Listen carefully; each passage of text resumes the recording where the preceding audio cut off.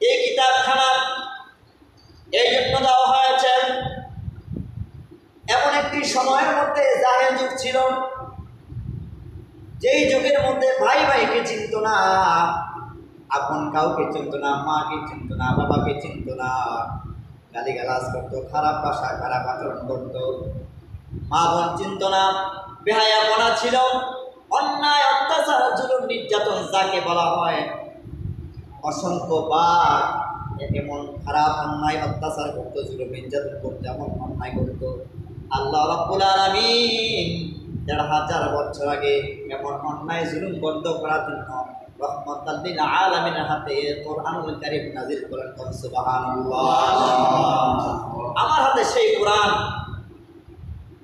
এই যে কোরআন সম্পর্কে অনেক কথা আছে। আমরা দেখতেছি কাগজে লেখা একটি সাধারণ কোরআন, আমরা অতটুকু জানি না যে কোরআন কি, কোরআন কেন আসছে, কোরআন কি আমাদের জীবনের পরিবর্তন করার জন্য আসছে, বাক্য পরিবর্তন করার জন্য আসছে, নাকি কোরআন দিয়া শুধু তেলাওয়াত করবো আর খতম করবো এই জন্য এসেছে। কোরআন কেন আসছে বলেন সবাই? কোরআন দিয়া আমাদের ভাগ্য পরিবর্তন করবো আমরা কোরআন দিয়া। আর কেমনি ভাগ্য পরিবর্তন করব ওই বিষয়ে জানার দরকার আছে নাকি নাই? আছে।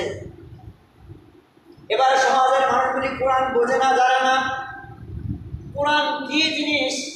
এমন কোন মানুষ নাই যার ঘরের মধ্যে কোরআন নাই, কথা বলে ঠিক কিনা? এমন কোন মানুষ নাই যার ঘরের মধ্যে কোরআন নাই। কোরআন আছে, কোরআন পড়েও ভুল হোক আর সত্য কোরআন পড়ে, কিন্তু কোরআনের ভিতরে কি লেখা আছে, কোরআন দিয়ে আমাদের কি ফায়দা, এই বিষয়টা আমরা জানি না। এই বিষয়টা না জানার কারণে আমরা আমল করতে অভ্যস্ত হতে পারি না। এই কোরআনটা আমার ঘরে আছে, আমার সুখের আছে, আমার আছে। এই কোরআনটা আমরা আমল না করতে পেরে আমাদের জীবন বিফল হয়ে যাচ্ছে। এবার আসুন শুধু মনে করে কোরআনটা নামাজ পড়া, শুধু কোরআন শরীফ তেলাওয়াত করা আর কোনো কিছু আমরা জানি না। আসলে কোরআনে পৃথিবীর শুরু থেকে যা কিছু হয়েছে এবং যা কিছু হবে কিয়ামত পর্যন্ত, এবং জান্নাতের ময়দানে যা হবে, জাহান্নামে যা হবে, সব আল্লাহ পাক রব্বুল আলামিন কোরআনুল কারীমের মধ্যে দিয়েছে। সুবহানাল্লাহ। আপনাকে আমাকে বাইর করতে হবে কোরআনে কি লেখা আছে। কোরআনে কি আমাদের জীবন বিধানের কথা বলা হয়েছে? কোরআনে কি আমাদের মুক্তির কথা বলা হয়েছে কিনা? কোরআনে কি আমাদের জন্য সুব্যবস্থা আছে কিনা? এটা আমাদের বাইর করতে হবে। আল্লাহ পাক রব্বুল আলামিন বলেন, আমি এমন একখানা কিতাব দিয়েছি যে কিতাব তোমরা জানো না, যে কিতাব তোমরা যদি বুঝে বুঝে তেলাওয়াত করো তাহলে এর অর্থ যখন তোমরা বুঝবা তখন তোমাদের চোখের পানি এমনি আসবে। সুবহানাল্লাহ। এই কোরআন দেখেন বিভিন্ন মসজিদে বিভিন্ন ইমাম তেলাওয়াত করে, এক একজনের তেলাওয়াত এক এক রকম, কথা বলেন ঠিক কিনা? এক একজন তেলাওয়াত করে এক এক রকম, তেলাওয়াতের সুর আলাদা আলাদা। আবার কেউ যদি মক্কা মদিনা যায়, সেখানে যদি নামাজ পড়তে বা হজ করার জন্য যায়, দেখবেন কাবা শরীফের যিনি ইমাম আব্দুর রহমান সুদাইস যখন তিনি তেলাওয়াত করে অধিকাংশ মানুষ সাক্ষী দেয় অথবা আমরা শুনি, মনে হয় যে এই মুহূর্তে কোরআন নাযিল হইতেছে। যেই কোরআন তেলাওয়াত করলে পরে এত মজা, এত স্বাদ, এত আনন্দ লাগে, আর সেই কোরআন যদি অর্থ বুঝতাম আমাদের কপাল আরো সুন্দর করে যেত। সমাজে অশান্তি থাকতো না, সমাজের তাস খেলা জুয়া খেলা থাকতো না, সমাজে মক্কু থাকতো না, গাঁজাখোর থাকতো না, বাটপার সিটার থাকতো না। কোরআন যদি আমরা বুঝতাম, এর অর্থ যদি বুঝতাম, আর সমাজের যারা নেতা হতো তারা যদি কোরআন দিয়া আমাদেরকে বুঝাতো, আল্লাহর কসম হাতে কোরআন বিশ্বাস করেন, কোরআনের আয়াত দিয়ে তারা আমাদেরকে ব্যাখ্যা করে শোনাতো। বাবার সম্ভব কোরআনে আল্লাহ পাক হালালের কথা বলেছেন, কোরআনে আল্লাহ পাক হারামের কথা বলেছেন। আল্লাহ পাক বলেছেন হালাল পথে চলো, হালাল পথে উপার্জন করো, আল্লাহ পাক এই কথা বলেছেন। আবার এই কথা তারা বুঝাইতে হইতে বাবারা শোনো, কোরআনে আল্লাহ পাক হারাম থেকে বাঁচার জন্য বলেছেন, যারা হালাল খেয়ে নামাজ, হারাম খেয়ে নামাজ পড়বা, হারাম খেয়ে রোজা রাখবা, হারাম পথে চলবা, মনে রাখবা তুমি নামাজ পড়তে পারো, রোজা রাখতে পারো, দাঁড়িয়ে রাখতে পারো, সব করতে পারবা, হজ করতে পারবা, তোমার একটু আমল এক পয়সা বিরত থাকবে না। এই জন্য কোরআনের ভিতরে আল্লাহ পাক এমন কিছু দিয়েছেন যে আমাদের জীবনের শুরু থেকে নিয়ে একটা বাচ্চা ভূমিষ্ঠ হওয়ার পর থেকে নিয়ে তার মৃত্যু পর্যন্ত যা কিছু গাইডলাইন সব কোথায় আছে? যালিকাল কিতাব, এই সেই কিতাবের মধ্যে সব কিছু আল্লাহ পাক দেখে দিয়েছেন। সুবহানাল্লাহ। তারপর আল্লাহ পাক বলেছেন মুত্তাকিনদের জন্য একটি হিদায়াত স্বরূপ, অবশ্যই যারা মুত্তাকি হবে, বলেন যারা কি হবে? মুত্তাকি হবে। এখন এই মুত্তাকি কারা? যারা আল্লাহওয়ালা। বলেন মুত্তাকি কারা? যারা আল্লাহওয়ালা। এখন আল্লাহওয়ালা কারা? যারা আল্লাহকে ভয় পেয়ে চলে, হাঁটতে বইতে উঠতে ফিরতে কর্মস্থলে যেতে সব জায়গায় আল্লাহকে ভয় পায়। আমার ডানে আল্লাহ, বামে আল্লাহ, পিছনে আল্লাহ, সব জায়গায় আমার আল্লাহ আল্লাহ আছে। আমি যে কাজ করি না কেন আমার আল্লাহ আমার দিকে তাকায় আছে। পৃথিবীর কোনো মানুষ দেখুক আর না দেখুক, আমার আল্লাহ আমার দিকে তাকায় আছে। ব্যবসায়িক ভাইয়েরা যারা ব্যবসা করেন, মনে করেন আমি ওজনে কম দিলাম, আমার দিকে কেউ তাকায় রইল না, ওজনের মধ্যে আমি কম দিলাম। মনে রাখবেন আল্লাহ পাক কোরআনে বলেছেন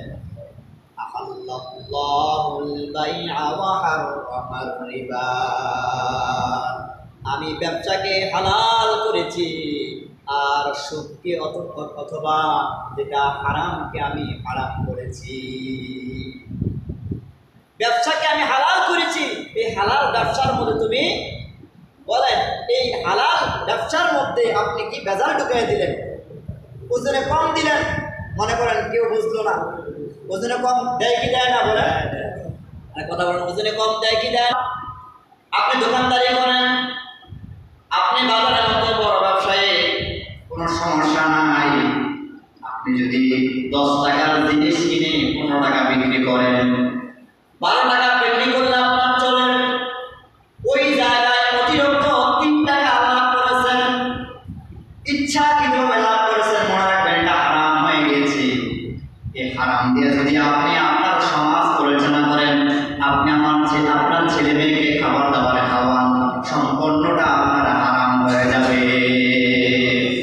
আপনি মানুষের কাজ করতে গেছেন, রাজমিস্ত্রি করেন, অথবা আপনি জমির মধ্যে চাষবাস করার জন্য গেছেন, কারো কাজ করার জন্য গেছেন, আপনি আজানের অপেক্ষায় রয়েছেন কখন আজান হবে, কাজ তো মোটেই ভালো করে করেন না, শুধু আজানের অপেক্ষায় রয়েছেন কখন আজান দেবে। আমার ভাইয়ারা এখানে ফাঁকিবাজি করলে আজান বলে পড়ে আপনি তাড়াতাড়ি চলে যাবেন, কাজ অনেক রয়েছে। কথা হচ্ছে দুইটা, এক হচ্ছে আল্লাহর হুকুম, আজান দিয়ে আপনি কাজ করতে পারবেন না, নামাজ পড়বেন একটু কমায় স্পিকার সাউন্ড। এ হলো আপনি দুইটা কথার মধ্যে একটা হচ্ছে আজান বলে আর মন্ত্র থাকতে পারবেন না, তবে আপনার মনে যদি স্থির না থাকে আজান বলে পড়ে আমার কান থেকে বাঁচতে পারবেন। মনে রাখবেন আল্লাহর কসম, যতক্ষণ পর্যন্ত আপনি কান করলেন সওয়াবের বিনিময়ে আল্লাহ পাক রব্বুল আলামিন সেই জায়গার মধ্যে জাহান্নাম আপনার জন্য বরাদ্দ করে রেখেছে। তার মানে হলো পরের হক, এটা অন্যের হক। আপনি যে টাকাটা তার কাছ থেকে নেবেন, কিভাবে নেবেন? বলেন আপনি যে টাকাটা তার কাছ থেকে নেবেন কিভাবে নেবেন?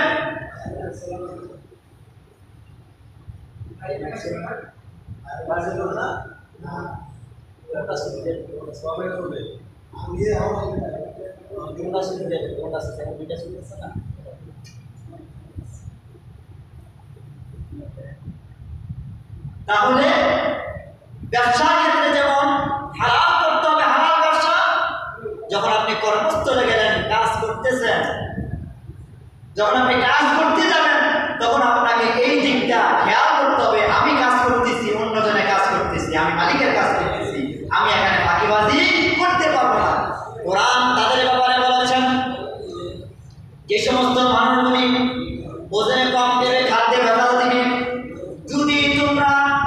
আমাদের চোখের সামনে ধরা খায়, তুমি দেখতেছো সে ওজনে কম দেয়, কাছে বেজাল দেয়, কাম চুরি করে কর্মস্থলে যাওয়ার পরে মানুষের মালিকের কাম চুরি করতেছে, মনে রাখবা ওই সমস্ত ব্যক্তি যখন চুরিতে ধরা খায় এই সমস্ত ব্যক্তিকে যথাযথভাবে কোরআনের আইন তাদেরকে বাস্তবায়ন করে দাও। ভবিষ্যতে সে যেন মালিকের কাজকে ফাঁকিয়া রাখতে পারে, ভবিষ্যতে সে যেন ব্যবসা হালাল জিনিস এই ব্যবসার মধ্যে যেন সে চুরি করতে না পারে। আপনি যে কোনো ব্যবসায় খান না কেন, যে কোনো কর্মস্থলে যান না কেন, সেই জায়গার মধ্যে সেকেন্ডের মধ্যে আপনি চুরি করতে পারবেন না, সেই এখতিয়ার আপনার নেই। প্রয়োজনে মাটি কেটে খাবেন, প্রয়োজনে ভত্তা দিয়ে খাবেন, তারপর 1 টাকা 3 পরিমাণ চুরি হবে, মানুষের কষ্ট হবে। এরকম কাজ কেউ যদি করে মনে রাখবেন আল্লাহর আসামির কাজ করায় তাদের নামটা থাকবে নাউযুবিল্লাহ। এই কোরআন এমন একটি কোরআন যে কোরআন আপনি যদি জানতেন তাহলে আপনার সেই চুরির দান্দাটা আপনার ভিতরে থাকতো না। কোরআন যদি আপনি জানতেন তাহলে মানুষকে ঠকানো আপনার দিলের মধ্যে থাকতো না। আল্লাহ পাক সুদকে হারাম করেছেন। সুদ এমন বড় গুনাহ, সুদ এমন বড় গুনাহ, নিজের আপন মায়ের সঙ্গে জিনা করলে পরে যেমন পরিমাণ পাপ হবে, সুদের সবচেয়ে নিকৃষ্ট গুনাহ হলো আপন মায়ের সঙ্গে জিনা করা। জোরে বলেন নাউযুবিল্লাহ। সমাজের মধ্যে আমার গ্রাম হোক আর যে কোনো গ্রাম হোক, এটা যদি আমার গ্রাম হয় কোনো অসুবিধা নাই, পুরুষরা আমার গ্রাম দেখে আমি হক কথা বলবো না, এটা তো হতে পারে না। আমার ভাইরা বলেন তো দেখি এমন 70 গ্রামের মধ্যে আছে কি নাই? এবার আপনি আমাকে বলুন হুজুর, আপনি যে 70-এর কথা বলেন তাহলে কত মানুষের ঘরে তো আপনি যান দাওয়াত খান? কারণ আপনি যে সুদের কথা বলেন আপনারটা কি হারাম হবে না? হুজুরের প্রশ্ন করে হুজুর এমন সিপাই বানাইছে, এমন হুজুর তো আর বাইরে কোনো রাস্তা নাই। এবার হুজুর ফতোয়া দিবে, কোরআন দিয়ে সুন্দর করে ফতোয়া দিবে যে শুনেন হুজুরে যে আপনি প্রশ্ন করেন হুজুর সুদ করে বড় আপনি খান, বড় খান। এবার হুজুর ভাই সাহেব আমি আপনাদের মহল্লার একজন ইমাম, একজন খতিব অথবা গ্রামের একজন মানুষ, আমি তো আর দেখি না আপনার সুদ খান না ঘুষ খান। আমি তাওয়াক্কুল করছি আল্লাহর উপরে। আল্লাহ যেই ঘর থেকে হুজুরের ইমামের খাবার আসবে আমি আশাবাদী সেই ঘরের মধ্যে সুদ করার ঘুষ করে নাই। হুজুরের বিশ্বাস এমন ইখলাস থাকে দিলের মধ্যে যে যেই ঘরের মধ্যে হুজুরের খাবার থাকবে সেই ঘরের মধ্যে কি নাই? সুদ আর ঘুষখোর নাই। কথা ক্লিয়ার? হুজুরেরটা কি ঠিক আছে? এবার আপনি যদি অজান্তে হুজুরের ঘুষের টাকা সুদের টাকা খাওয়ান তাহলে এই গুনাহগার কে হবে? হুজুর হবে না আপনি নেবেন? এই দারবার আপনি নেবেন? বলেন নাউযুবিল্লাহ। এই জন্য আমার ভাইরা বললাম মুত্তাকিন, যদি মুত্তাকিন হতেন, যদি আল্লাহর ভয় আপনার দিলের মধ্যে থাকতো, কোরআনের জ্ঞান যদি আপনার দিলের মধ্যে থাকতো, তাহলে আল্লাহর কসম একটা টাকাও সুদে খাইতেন না এবং সুদের টাকাও আপনি বিপদে পড়লেও আনতেন না। কোরআনের জ্ঞান নাই দেখে হুদালিল মুত্তাকিন, এই মুত্তাকিনদের জ্ঞান নাই দেখি আপনার মন গড়া মতো আপনি চলতেছেন। এই কোরআনে নামাজের কথা যেমন নামাজ পড়তেই হবে, রোজার কথাও তেমন রোজা যাদের উপরে ফরজ তার রোজা রাখতেই হবে। আবার এই কোরআনে দুইটার পাশাপাশি পর্দার বিধান, এটা ফরজ। বলে এটা কি? সবাই বলেন এটা কি? ফরজ পর্দা। এটা বিধানটা কার? সবাই বলেন বিধান কার? আল্লাহ পাকের বিধান। ফরজ পর্দা করতেই হবে, ফরজ বিধান করতেই হবে। আপনি যদি পর্দা না করেন, আপনি যদি নামাজ পড়েন, রোজা রাখেন, হজ পালন করেন, মনে রাখবেন আপনার স্ত্রী, আপনার বোন, আপনার মেয়েকে পর্দা না করার কারণে আপনার ওই নামাজ, রোজা, হজ, যাকাত কোনোটা এই কাজে আসবে না। চলে করেন নাউযুবিল্লাহ। পর্দার কত তো আল্লাহ কোরআনে দিয়েছে, তো কোরআনে নাই কি বলেন? সামাজিক জীবনের বিচার আচার সব কোরআনে আছে। একজন মানুষ চুরি করবে তার কি বিচার হবে? একজন মানুষ সুদ খাবে তার কি বিচার হবে? একজন মানুষ অন্যায়ভাবে কাউকে আক্রমণ করতেছে, হামলা করতেছে, মামলা করতেছে, রিমাইন্ড দিচ্ছে, তার বিরুদ্ধে কি বিচার হবে? সব কোরআনে আছে। বলেন সুবহানাল্লাহ। সাহাবায়ে কেরাম রাদিয়াল্লাহু তাআলা আনহা ১৫০০ বছর আগে সাহাবায়ে কেরাম রাদিয়াল্লাহু তাআলা ১৩,০০০ বছর আগে আল্লাহর নবীর প্রত্যেকটা কথায় কোরআন দিয়ে যা রাসূল বলেছেন প্রত্যেকটা কথা তারা নিজের জীবন থেকে দামি মূল্যায়ন করে তারা মেনেছেন। সুবহানাল্লাহ। নিজের জীবন দিয়ে তারা পালন করার চেষ্টা করেছে। তাদের সমাজে তো কোরআন ছিল, ঠিক না? সাহাবায়ে কেরাম রাদিয়াল্লাহু তাআলা সমাজে কি ছিল বলেন? কোরআন দিয়ে তারা সমাজ চালিয়েছিলেন। রাসূলুল্লাহ সাল্লাল্লাহু আলাইহি ওয়াসাল্লাম যখন মক্কায় ছিলেন, মক্কা ছেড়ে যখন মদিনায় গেলেন, আল্লাহর হাবিব সাল্লাল্লাহু আলাইহি ওয়াসাল্লাম তখন তিনি প্রেসিডেন্ট হয়ে গেলেন। সুবহানাল্লাহ। কোরআনের রাজ কায়েম করেছিলেন। তখনও যারা রাসূলের বিরোধী করেছিলেন, রাসূলকে গালি দিয়েছিলেন, রাসূলকে পাগল বলেছিলেন, গরব বলেছিলেন, জাদুকর বলেছিলেন, রাসূলের আইন যারা মানেন নাই, পর্দাও মানে নাই, তারপরে রোজার আইন মানতে পারেন নাই, নামাজ অনেকে পড়তে পারে নাই, যখন রাসূল প্রেসিডেন্ট হয়ে গেলেন তখন আইন করলেন সংসদের মধ্যে, এখন থেকে নামাজ জামাত আদায় হবে, কেউ বাধা প্রদান করতে পারবে না। এখন থেকে পর্দা 100% পালন করতে হবে, কেউ বাধা প্রদান করতে পারবে না। এখন থেকে যাকাত দেওয়া যাবে, কেউ বাধা প্রদান করতে পারবে না। আল্লাহ পাকের প্রত্যেকটা বিধান, প্রত্যেকটা হুকুম, আল্লাহ পাক যা যা হুকুম করেছেন প্রত্যেকটা বিধান তারা আপন আপন করতে পালন করেছে। সুবহানাল্লাহ বলবেন না? তাহলে তারা কি কোরআন মানছে না মানে নাই? এই দেখেন, কোরআন মানার কারণে তাদেরকে আল্লাহ পাক রব্বুল আলামিন উপাধি দিয়েছেন। 29 পারা সূরা বুরুজের শেষের আয়াতের মধ্যে বলেছেন, রাদিয়াল্লাহু আনহুম ওয়া রাদু আন যালিকা লিমান খাশিয়া রাব্বাহ। আল্লাহ পাক রব্বুল আলামিন সূরা বাইয়িনাতের শেষে বলেছেন, রাদিয়াল্লাহু আনহুম ওয়া রাদু আন যালিকা লিমান খাশিয়া রাব্বাহ। সাহাবায়ে কেরামের প্রতি আমি খুশি, অবশ্যই সাহাবায়ে কেরাম আমার প্রতি খুশি। সুবহানাল্লাহ। কোরআন মানছে দেখে তারা এত মর্যাদা সম্পূর্ণ হয়েছে। আমার সমাজের মানুষেরা শোনেন, যে ব্যক্তি কোরআন মানার চেষ্টা করবে, পারুক আর না পারুক, মানার চেষ্টা করবে, মানার কি করবে? চেষ্টা করবে। 100 কেউ পালন করতে পারে না, কিন্তু মানার কি করতেছে? চেষ্টা করতেছে। এই চেষ্টা করার উসিলায় আল্লাহ তাকে মাফ করে দেবে। একটা উসিলা। পুরো আইন আমরা মানতে পারি না, তবে আমরা কি করতেছি? চেষ্টা করতেছি। বলেন আমরা কি করতেছি? চেষ্টা করতেছি। আল্লাহ পাক রব্বুল আলামিন উসিলা তালাশ করবেন। অবতাবু ইলাইহিল উসিলা। আল্লাহ পাক উসিলা তালাশ করবেন, যাদের উসিলা আল্লাহ পাক যে কোনো একটা কোনো না কোনো কারণের মধ্যে উসিলা করে আল্লাহ পাক রব্বুল আলামিন অবশ্যই বান্দাকে মাফ করে তাদেরকে জান্নাতের ব্যবস্থা করে দেবেন। সুবহানাল্লাহ। তার কারণ হলো যারা কোরআন মানবে, মানার চেষ্টা করবে, আল্লাহ পাক তাদেরকে মাফ করবেন, আল্লাহ ওয়াদা করেছেন। সুবহানাল্লাহ। কোরআন না মানলে এটা হবে না। এই জন্য সাহাবায়ে কেরাম রাদিয়াল্লাহু তাআলা আনহু, আল্লাহর হাবিব সাল্লাল্লাহু আলাইহি ওয়াসাল্লাম, আল্লাহ রাব্বুল আলামিন যেই কথা রাসূলকে দিয়েছেন সেই কথা আবার সাহাবায়ে কেরামকে দিয়েছেন। সাহাবায়ে কেরাম থেকে আস্তে আস্তে আমাদের কাছে আসছে সেই কোরআন। আজ নতুন দেখা যায়। সুবহানাল্লাহ বলেন। সেই কোরআন যা যা আমরা শুনি, কোরআনের ব্যাখ্যা, তার ব্যাখ্যা, যত ব্যাখ্যা আমরা শুনি আজ আমাদের কাছে নতুন নতুন মনে হয়। সুবহানাল্লাহ। দ্বিতীয় একটি আয়াতে কারিমা আমি আপনাদেরকে তেলাওয়াত করে শোনাইছিলাম, সেটা হচ্ছে সূরা আনফালের 2 নম্বর আয়াত। আল্লাহ পাক রব্বুল আলামিন বলেছেন, ইন্নামাল মুমিনুনা আল্লাযীনা ইযা যুকিরাল্লাহু ওয়াজিলাত কুলুবুহুম ওয়া ইযা তুলিয়াত আলাইহিম আয়াতুহু যাদাতুহুম ঈমানা ওয়া আলা রাব্বিহিম ইয়াতাওয়াক্কালুন। আল্লাহ রাব্বুল আলামিন বলেছেন, নিশ্চয়ই ঈমানদাররা, ইন্নামাল মুমিনুনা আল্লাযীনা ইযা যুকিরাল্লাহ, নিশ্চয়ই মুমিন যারা, ঈমানদার যারা, তাদের সামনে যখন কোরআন কারীম তেলাওয়াত করা হবে তাদের ঈমান বৃদ্ধি পাবে, তাদের ঈমান বেড়ে যাবে, তাদের অন্তরের মধ্যে কম্পন সৃষ্টি হয়ে যাবে, ভূমিকম্প সৃষ্টি হয়ে যাবে। ইন্নামাল মুমিনুনা আল্লাযীনা ইযা যুকিরাল্লাহু ওয়াজিলাত কুলুবুহুম ওয়া ইযা তুলিয়াত আলাইহিম আয়াতুহু যাদাতুহুম ঈমানা।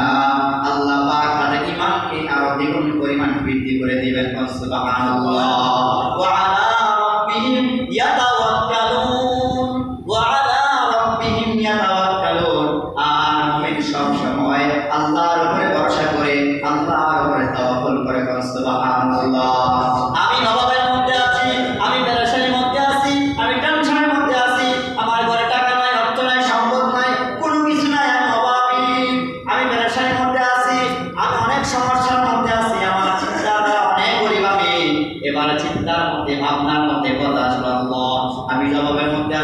আমি যে পেরেশানির মধ্যে আছি, আমার ঘরে টাকা নাই, আমি সমস্যার মধ্যে আছি। তো আল্লাহ পাক সূরা আনফালের আয়াতের 2 নম্বর আয়াতের শেষের দিকে বলেছেন, ওয়া আলা রাব্বিহিম, তোমরা রবের দিকে তাওয়াক্কুল করো। ওয়া আলা রাব্বিহিম ইয়াতাওয়াক্কালুন, তোমরা রবের দিকে তাওয়াক্কুল করো, তোমরা তাওয়াক্কুল করো। আর যখন তোমরা তাওয়াক্কুল করবা, অবশ্যই আল্লাহ রাব্বুল আলামিন তোমাদের জন্য উত্তম মর্যাদা যারা রাখছেন। সুবহানাল্লাহ। উত্তম মর্যাদা এবং যারা রাখছেন কে? সবাই বলেন, উত্তম মর্যাদা এবং যারা কে দিবেন?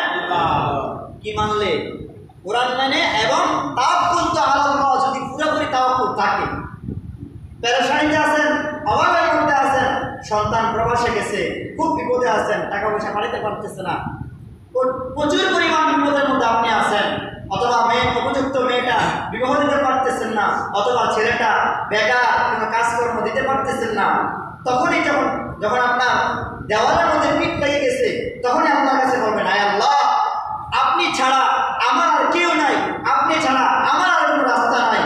আল্লাহ, আপনি আমাকে দয়া করে আপনি আমাকে হেফাজত করেন, অথবা আপনি আমাকে ধৈর্যকারীদের সাথে রাখেন, এবং আপনি আমার সন্তানাদি সহ আমার ফ্যামিলির মধ্যে যত বালা মুসিবত আছে সব দূর করেন। একমাত্র কেবলমাত্র শুধুমাত্র আপনার উপরে আমার ভরসা রাখতে হবে। কার উপরে? আল্লাহর উপরে। কে শিখাইছেন? কোরআন শিখাইছেন। বলেন, কে শিখাইছেন? কোরআন শিখাইছেন। এবার সমাজের মধ্যে জানাজার নামাজ অথবা আমরা যে নামাজ পড়ি, নামাজের মাধ্যমে কাতার দিয়ে আমরা সোজা করে দাঁড়াই। কাতার কেউ যদি কারোর মাধ্যমে যদি আঁকা বাঁকা দেখি, আমরা ইমাম সাহেব বলে কাতার সোজা করেন, কাতারের মধ্যে আঁকা বাঁকা থাকতে পারবে না। তদরূপ যেমনিভাবে জানাজার নামাজে কাতার সোজা করি, 5 ওয়াক্ত নামাজের মধ্যে কাতার সোজা করি, যেমন সোজা হয়, তেমনিভাবে কোরআন কারীমের আয়াত দিয়া কোরআন যা বুঝাইছে আমাদেরকে, আমরা যা বুঝতে পেরেছি, আমাদের সমাজের প্রত্যেকটা নেতা আমাদেরকে ঠিক সেইভাবে কোরআন অনুযায়ী আমাদেরকে সমাজে শৃঙ্খলাভাবে থাকা শিখাবে। নামাজের কাতারের মধ্যে যেমনিভাবে আমরা লাইন ধরে দাঁড়ায় থাকি, আঁকা বাঁকা আমরা দাঁড়াই না, তত গোটা সমাজের মানুষগুলো আমরা এক প্ল্যাটফর্মে এক কাতারে ঠিক কোরআনের মতো আমরা চালানোর ক্ষমতা আছে না নাই? কি দিয়া বলেন? কি দিয়া? কোরআন দিয়া। কোরআন ছাড়া, হাদিস ছাড়া বিকল্প কোন রাস্তায় কেউ যদি বাইর করে, তাহলে সেই পথে জাহান্নাম ছাড়া কোনো উপায় তার থাকবে না। এই জন্য আমার ভাইরা, খবরদার, সাবধান, কোরআন ব্যতীত, কোরআন ছাড়া, কোরআন আইন ছাড়া, কোরআন হুকুমত ছাড়া আমাদের আর কোনো বাঁচার কোনো উপায় নাই। বাঁচতে পারবেন সময়, অল্প দিনের দুনিয়া, এই দুনিয়া কেউ থাকবে না। আপনার দাদাও ছিল এক সময়, আপনার দাদাও বাড়ির মধ্যে ছিল, দাদাও বাড়ির মধ্যে ছিল, তারাও আরামে করেছিল, এই বাড়িটা আমার, এই ঘর আমার, এই বাড়ি আমার, এই ঘর আমার, এই সব কিছু আমার।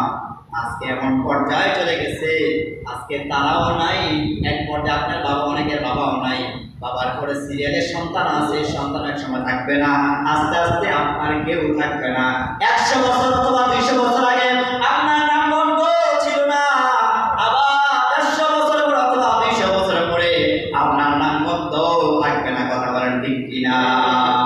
এই অল্প দিনের দুনিয়ার মধ্যে যতদিন আমরা থাকবো, চেষ্টা করবো আল্লাহ পাক রব্বুল আলামিন যেন আমাদেরকে তৌফিক দেয়, কোরআন অনুযায়ী কোরআনে যা কিছু লেখা আছে আমরা যেন বেশি না পারলেও চেষ্টা করে কোরআন অনুযায়ী আমাদের জীবন, সমাজ, রাষ্ট্র পরিচালনা করার তৌফিক যেন আমাদেরকে আল্লাহ পাক দান করেন। সবাই বলেন আমিন। সবাই বলেন আমিন। আর সমাজের প্রত্যেকটা মানুষের সঙ্গে হাসি খুশি কথা বলবেন, সালাম দেবেন। আপনি যদি প্রত্যেকটা মানুষের সঙ্গে দেখলেই পরে সালাম দেন, হাসি খুশি কথা বলেন, এদিকে আপনার গুনাহ হবে? বলেন, গুনাহ হবে?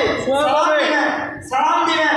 আর কোন মানুষ অভাবের মধ্যে আছে, পেরেশানির মধ্যে আছে, টেনশনের মধ্যে আছে, তাকে আপনি ভালো পরামর্শ দিবেন। কোনো মানুষের কামাই নাই, রুচি নাই, রোজগার নাই, তাকে আপনি কোত্থেকে এনে আপনি হালাল পন্থায় তাকে 10টা টাকা দিবেন।